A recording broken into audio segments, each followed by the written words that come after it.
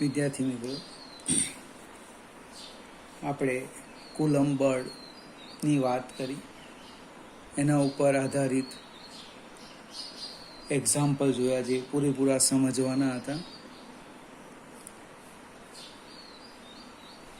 કોઈ એક વિદ્યુતભાર પર એક કરતાં વધારે વિદ્યુતભારો વડે લાગતા બળની પણ વાત કરી. હવે આજે આપણી ચેપ્ટરનું જે હેડિંગ છે વિદ્યુતભાર અને ક્ષેત્રો, એમાં આપણે આજે વિદ્યુત ક્ષેત્રની વાત કરવાના છે. વિદ્યુત ક્ષેત્રનો સમજવા પ્રયત્ન કરીએ. ઘણી વખત આપણે પણ ક્લાસમાં બેઠા હોઈએ તો વાત કરીએ, આ મારી બેન છે, અહીંયા તારે નહીં બેસવાનું, અને બેસે તો આપણે શું કરીએ, એના ઉપર બળ લગાડીએ. આપણે બેઠેલા છીએ ને આજુબાજુના એરિયામાં જો આવે કોઈ ન ગમતી વસ્તુ, વ્યક્તિ, તેને આપણે ખસેડવા પ્રયત્ન કરીએ.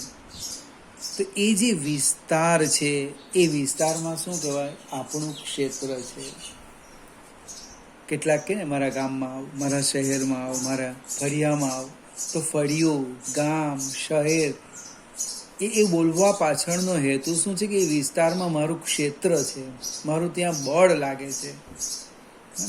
એ ક્ષેત્રની આપણે વાત કરવાના. અહીંયા વિદ્યુત ક્ષેત્ર, વિદ્યુત ભારનું ક્ષેત્ર જોવાના. એક નાની સરખી આકૃતિ લઈએ. મારી પાસે અહીંયા કેપિટલ ક્યુ કુલમ વિદ્યુત ભાર છે. કોઈક તંત્ર છે, વિચારો. એનાથી આર અંતરે અહીંયા એક બિંદુવત વિદ્યુત ભાર Q0 છે. હવે Q0 વિદ્યુત ભાર પર લાગતું બળ કોના પર લઈએ? Q0 વિદ્યુત ભાર પર કેપિટલ Q લખો અથવા તંત્ર જે લખે તે કેપિટલ Q વડે લાગતું બળ. કેટલું બળ લાગે એની આપણે વાત કરીએ. તો કે F બરાબર K capital Q0 upon R². સદિશ સ્વરૂપ લખવું હોય તો જસ્ટ તમને સમજવા માટે આપણે આમ લખીએ કે કેપિટલ Q0 અપોન R², એકમ સદિશ R. હવે આ જે બળ છે એ બળ શાના પર આધાર રાખે? આ બળ કઈ કઈ બાબત પર આધાર રાખે?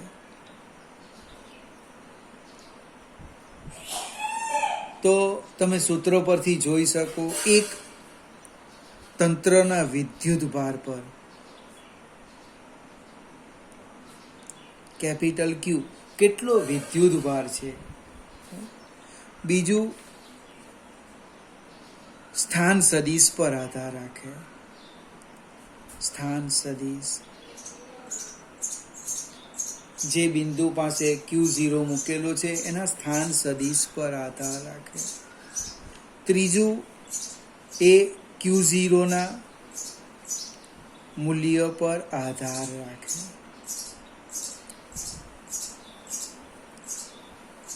અથવા તો આજે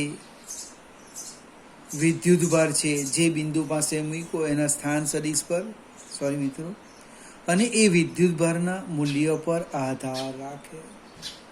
હવે આજે તંત્રનો વિદ્યુત ભાર લખ્યો, એમાં બે શબ્દ આવે જે આપણે જૂના કોર્સમાં હતું, હાલમાં એ નીકળી ગયું, કે એનું વિતરણ પણ કેવા પ્રકારનું છે અને એના પર પણ આધાર રાખે. આ બળ એ સદિશ ભૌતિક રાશિ છે. હવે આપણે એક સ્ટેપ આગળ વધીએ. એ Q0 ના મૂલ્યના સમપ્રમાણમાં. Q0 વધે, બળનું મૂલ્ય વધે. Q0 ઘટે, બળનું મૂલ્ય ઘટે. એટલે કેવી રીતે સમજાવું? આ જે બિંદુ છે Q0 ની જગ્યાએ તમે Q1 વિદ્યુતભાર મૂકો તો અહીંયા Q1 આવશે. તો જો ફિગરને એક સાથે જોઈએ,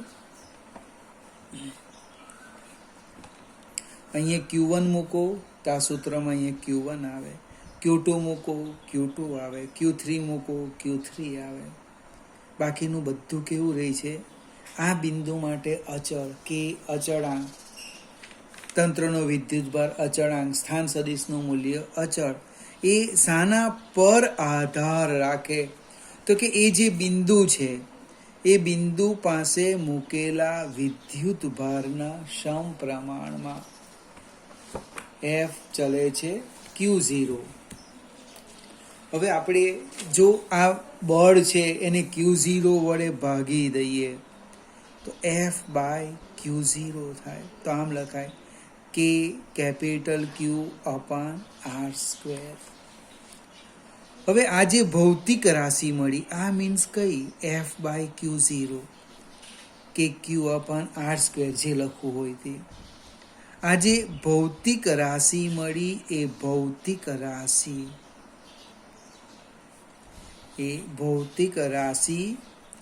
Q0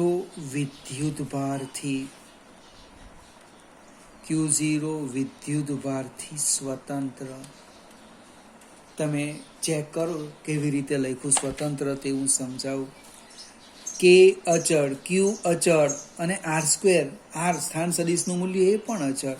એટલે આ જે મારું બિંદુ છે એ બિંદુ પાસે F/Q0 એ Q0 થી સ્વતંત્ર. તમે અહીંયા Q1 મૂકો, Q2 મૂકો, Q3 મૂકો, કોઈ પણ વિદ્યુતભાર મૂકો, એનું આ મૂલ્ય બદલાવવાનું નથી.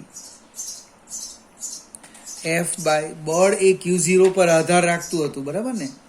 પણ F/Q0 એ બળથી સ્વતંત્ર છે, સ્વતંત્ર.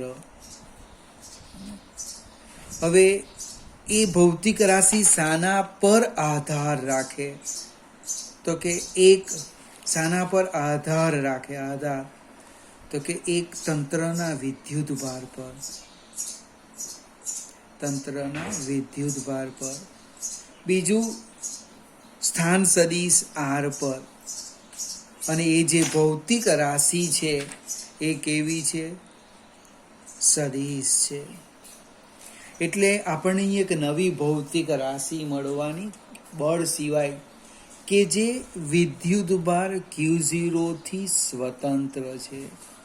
એ તંત્રમાં વિદ્યુતભારના મૂલ્ય અને વિતરણ પર આધાર રાખે, સ્થાન સદિશના મૂલ્ય પર આધાર રાખે. અને એ કેવી ભૌતિક રાશિ છે? સદિશ ભૌતિક રાશિ છે. આ જે ભૌતિક રાશિ છે એ ભૌતિક રાશિને આપણે નામ આપી દઈએ તે બિંદુ પાસેનું વિદ્યુત ક્ષેત્ર છે. તે બિંદુ પાસેનું શું છે? વિદ્યુત ક્ષેત્ર છે. એટલે વિદ્યુત ક્ષેત્ર, ઇલેક્ટ્રિક ફિલ્ડ, એનો કેપિટલ E લખવાનો, યાદ રાખો. સ્મોલ e આપણે વિદ્યુતભારના મૂલ્ય માટે છે, ઇલેક્ટ્રોનના. વિદ્યુત ક્ષેત્ર E બરાબર F/Q0. વિદ્યાર્થી મિત્રો, આજે મેં સમજાવ્યું એ કોઈ થિયરી નથી, આ માત્ર સમજવાનું છે. આપણે આનો ઉપયોગ કરવાના છે. આ E કેવી રીતે આવ્યું, તમે કેવી રીતે એને નામ આપ્યું, બને એના માટેની આ થોડીક સમજૂતી હતી. ફરીથી સમજાવું છું. આજે ભૌતિક રાશિ મળી, કઈ? આ ભૌતિક રાશિ F/Q0. એને આપણે નામ શું આપ્યું? કે આ જે બિંદુ છે, ધારો કે બિંદુનું નામ P આપું તો P પાસે આ જે વિદ્યુતભારનું તંત્ર છે એ તંત્રનું વિદ્યુત ક્ષેત્ર કહે છે, ઇલેક્ટ્રિક ફિલ્ડ કહે છે. એટલે ઇલેક્ટ્રિક ફિલ્ડ E બરાબર F/Q0. એનો એકમ લખીએ SI યુનિટ. SI યુનિટ શું લખવાના? ન્યૂટન પર કુલમ. F એટલે બળ, બળનો એકમ ન્યૂટન, વિદ્યુતભારનો એકમ કુલમ. પરીક્ષામાં પ્રશ્ન પૂછેલો છે, 1 માર્ક્સનો ઓબ્જેક્ટિવ. વિદ્યુત ક્ષેત્રનું પારિમાણિક સૂત્ર M1 L1 T-2 છેદમાં વિદ્યુત ભાર છે Q1. એને આપણે ઉપર લઈ લઈએ તો શું થાય? M1 L1 T-2 Q-1. Q ની જગ્યાએ Q બરાબર IT, એટલે કોઈક મિત્ર આમ પણ લખે Q ની જગ્યાએ AT. તો પારિમાણિક સૂત્ર જો M1 L1 T-2 આપણે A-1 T-1. આધાર સરખા ગુણાકાર ઘાતાંકનો સરવાળો થાય તો બરાબર શું થશે? હું અહીંયા આ બાજુ લખું છું M1 L1 T-3 A-1. 1 માર્ક્સનો objective પૂછ્યું છે પરીક્ષામાં. વિકલ્પમાં વિદ્યુત ક્ષેત્રનું પારિમાણિક સૂત્ર. આ પણ હોઈ શકે, આ પણ હોઈ શકે, બંને સાચા છે. જ આપણે આગળ જઈએ, વિદ્યુત ક્ષેત્રની વ્યાખ્યા આપીએ, સૂત્રનો ઉપયોગ કરીએ. E = F/Q. F/Q0. હવે Q0 નું નામ આપું અથવા તો વ્યાખ્યા લખીએ. મારો પ્રશ્ન હવે સમજવા પ્રયત્ન કરજો. મારે કોઈ એક બિંદુ પાસે ક્ષેત્ર શોધવું છે. ધારો કે અહીંયા મારે ક્ષેત્ર શોધવું છે, તો સ્ટેપ કયા છે? સ્ટેપ સમજાવો. કોઈ બિંદુ પાસે ક્ષેત્ર શોધવું હોય, અને વિદ્યુત ક્ષેત્ર કેટલું છે તંત્રનું, તો તે બિંદુ પાસે શું કરવાનું? તે બિંદુ પાસે વિદ્યુત ભાર Q0 મૂકો. ત્યાર પછી Q0 પર લાગતું બીજું સ્ટેપ, બળ શોધો. અને ત્રીજું સ્ટેપ, એ જે બળ આવે એ બળને Q0 વડે ભાગો, એટલે તે બિંદુ પાસે વિદ્યુત ક્ષેત્ર આવશે. ફરીથી એકને એક વાત સમજાવું. કોઈ પણ બિંદુ પાસે વિદ્યુત ક્ષેત્ર શોધવું હોય તો ત્યાં એક વિદ્યુત ભાર Q0 મૂકો. Q0 પર લાગતું બળ શોધો અને Q0 વડે ભાગી દો, એટલે તે બિંદુ પાસે ક્ષેત્ર આવશે. આ જે Q0 વિદ્યુત ભાર છે એને આપણે કહેવાના છે પરીક્ષણ વિદ્યુત ભાર. ચાર્જ પાર્ટિકલ, એને શું કહેવાના? પરીક્ષણ વિદ્યુત ભાર.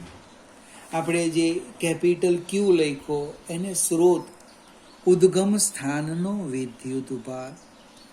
તમે કોનું ક્ષેત્ર શોધવાના? કેપિટલ Q વિદ્યુત ભારનું. સોર્સ ઉદ્ગમ સ્થાન સ્રોત વિદ્યુત ભાર કહેવાય. કેપિટલ Q ને શું કહેવાના? સ્રોત અથવા તો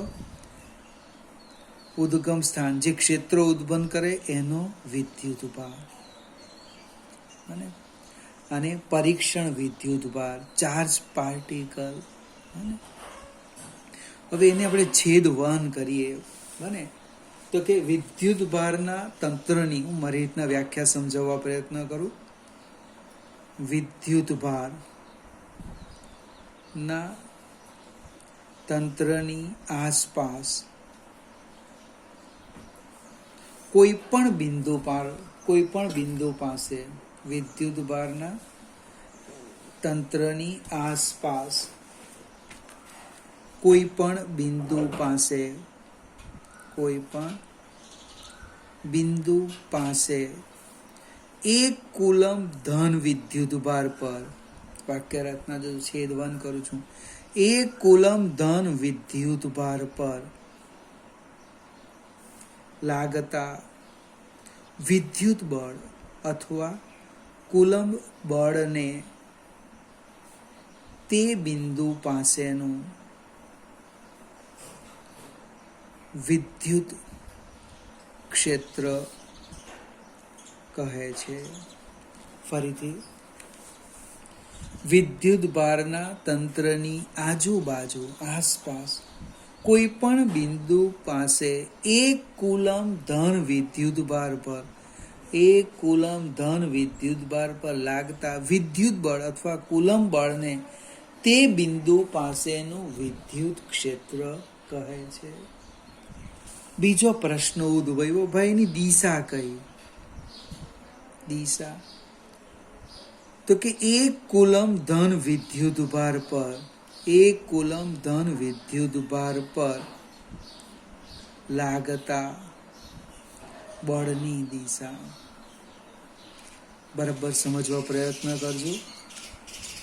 અહીંયા Q01 લઈ લેમ છું, પરીક્ષણ વિદ્યુત ભાર, એટલે E = F.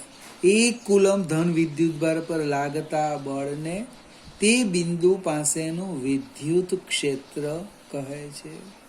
એની દિશા કઈ? તો કે 1 કુલમ ધન વિદ્યુત ભાર પર લાગતા બળની દિશાને તે બિંદુ પાસેના ક્ષેત્રની દિશા કહે છે. એટલે ધારો કે કેપિટલ Q પ્લસ હોય, એટલે ધન વિદ્યુત ભાર હોય, ધન વિદ્યુત ભાર, તો ક્ષેત્ર તેમાંથી બહાર નીકળે. વિદ્યુત ક્ષેત્ર શું થાય? તેમાંથી બહાર નીકળે. આપણે એક આકૃતિ જોઈએ. અહીંયા હું વિદ્યુત ભાર મૂકી દઉં, small q, q is greater than 0. અહીંયા પરીક્ષણ વિદ્યુત ભાર મૂકી દઉં Q0. તો ભાઈ જો આ બિંદુ પાસે ક્ષેત્રની દિશા કઈ આવવાની તે જોજો. આ રીતના આ આવવાની. ધારો કે અહીંયા હું પરીક્ષણ વિદ્યુત ભાર મૂકી દઉં 1 કુલમ ધન વિદ્યુત ભાર, તો બળની દિશા કઈ આવવાની? ક્ષેત્રની દિશા આ આવવાની. ધારો કે અહીંયા હું 1 કુલમ ધન વિદ્યુત ભાર મૂકી દઉં, તો બળની દિશા કઈ આવવાની? આ જે વિદ્યુત ભાર મૂક્યો એ ધન વિદ્યુત ભાર છે, બને, એટલે બહાર નીકળતી દિશા. જો હું ઋણ વિદ્યુત ભાર લઈ લેમ તો શું થાય? અહીંયા લખું છું Q ઇઝ લેસ ધેન 0. એટલે મેં 1 કુલમ ધન વિદ્યુત ભાર મૂકું, પરીક્ષણ વિદ્યુત ભાર, બને, +1 કુલમ, તો બળની દિશા જોવા અંદર જવાનું. ક્ષેત્રની દિશા કઈ આવવાની? અંદર આવવાની. આ બધે +1 કુલમ મૂકેલો છે, +1 કુલમ, +1 કુલમ, અહીંયા 1 કુલમ, બને, આકર્ષણ બળ લાગે એટલે દિશા આવવાની.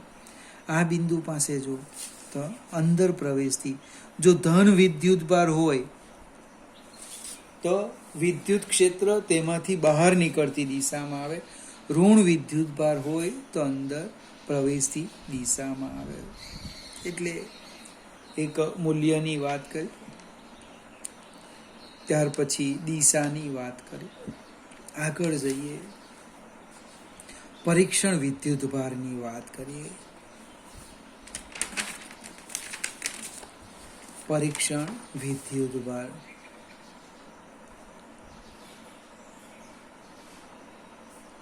હવે આ જે પરીક્ષણ વિદ્યુત ભાર છે એ ખૂબ નાનો હોવો જોઈએ. Q0 નાનો હોવો જોઈએ. કેમ? તો કે જે તંત્રનું ક્ષેત્ર શોધવાના છે. ધારો કે આ મારી પાસે તંત્ર છે, જો મારો પ્રશ્ન છે, અહીંયા મારે ઇલેક્ટ્રિક ફિલ્ડ શોધવું છે, કેટલું છે? અહીંયા હું પરીક્ષણ વિદ્યુત ભાર Q0 મૂકું. હવે એનું મૂલ્ય ખૂબ પ્રબળ હોય તો આ તંત્રનો જે વિદ્યુત ભાર છે એનું વિતરણ બધું બદલાઈ જશે. અથવા ધારો કે અહીંયા કેપિટલ Q કુલમ વિદ્યુત ભાર હતો, તો આ જે અંતર છે એ અંતર બદલાઈ જશે. કેમ બદલાવાનું? તો કે કેપિટલ Q સ્મોલ Q0 પર બળ લગાડે, પરીક્ષણ પર, એટલું જ બળ પરીક્ષણ તંત્રના વિદ્યુત ભાર પર પણ બળ લગાડે. ન્યૂટનના ગતિનો ત્રીજો નિયમ, બને, Q0 પણ, બને, તંત્રના કેપિટલ Q પર બળ લગાડે. હવે આ વિદ્યુત ભાર એટલો બધો નાનો હોય તો શું થાય? કેપિટલ Q મોટો છે તો આની બળની અસર અવગણી શકાય. બળની અસર શું થાય? અવગણી શકાય. જો ન અવગણાય તો આપણને અહીંયા સાચું વિદ્યુત ક્ષેત્ર મળવાનું નથી. કેમ?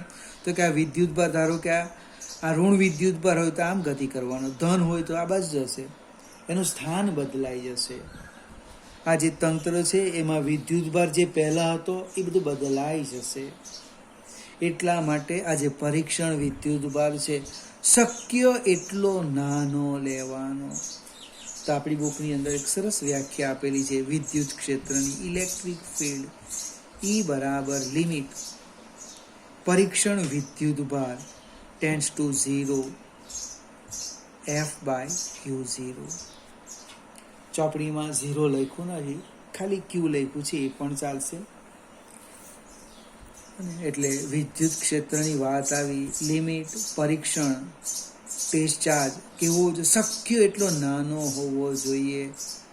તો તે બિંદુ પાસે જે વિદ્યુત ક્ષેત્રનું મૂલ્ય મળે એ લગભગ સાચું મળે. ફરીથી મિત્રો, આજે આપણે વિદ્યુત ક્ષેત્રની વાત કરી અને એમાં એક સૂત્ર લખ્યું F/Q0, એની દિશાની વાત કરી, એનો એકમ લખ્યું, એનો પારિમાણિક સૂત્ર લખ્યું. હવે આ કોઈક પરીક્ષામાં પૂછવા માટેનો પ્રશ્ન નથી, પણ આ બેઝ તમારે નોટમાં વ્યવસ્થિત લખવાનું, તૈયાર કરવાનું, તો જ વધારે ખ્યાલ આવશે. એક નાનો સરખો મુદ્દો લેમ. આ દાખલા તરીકે બોલપેન છે. એ બોલપેનની ટોચ પર વિદ્યુત ભાર છે. હવે આ વિદ્યુત ભારથી ત્રિપરિમાણની વાત કરું. આખો ત્રિપરિમાણનો આપણે ગોળો વિચારો. જસ્ટ આ રીતના એક ઘોડાની કલ્પના કરો. આ એનું કેન્દ્ર છે. બોલપેનની ટોચ એનું કેન્દ્ર લઈએ અને એક ફરતે ઘોડાની વાત કરીએ. તો એ જે ઘોડો છે એ ઘોડાની સપાટી પર દરેક બિંદુ આગળ વિદ્યુત ક્ષેત્રનું મૂલ્ય કેવું હશે? એક સરખું હશે. કેમ? તો કે આપણે સૂત્ર મેળવેલું છે KQ/R². શરૂઆત કરી KQ/R². એટલે દરેક બિંદુ પર વિદ્યુત ક્ષેત્રનું મૂલ્ય કેટલું આવશે? એક સરખું આવશે. અને તે પણ કઈ દિશામાં આવવાનું? ત્રિજ્યાવર્તી દિશામાં. કારણ કે દિશા આપણે અહીંયા લખવાના, 1 કુલમ ધન વિદ્યુત ભાર પર લાગતા બળની દિશા. જો ધન હોય તો એ બહાર નીકળતી દિશા, અને ઋણ હોય તો એ અંદર પ્રવેશતી દિશા. ફરીથી મિત્રો, આ વિડીયો 2 વાર 3 વાર બરાબર જોતો જોઈ લેજો, સમજો, અને પછી જ નોટમાં તમને યોગ્ય લાગે તમારા શબ્દમાં લખજો, એટલે વાંચતી વખત તકલીફ પડે નહીં.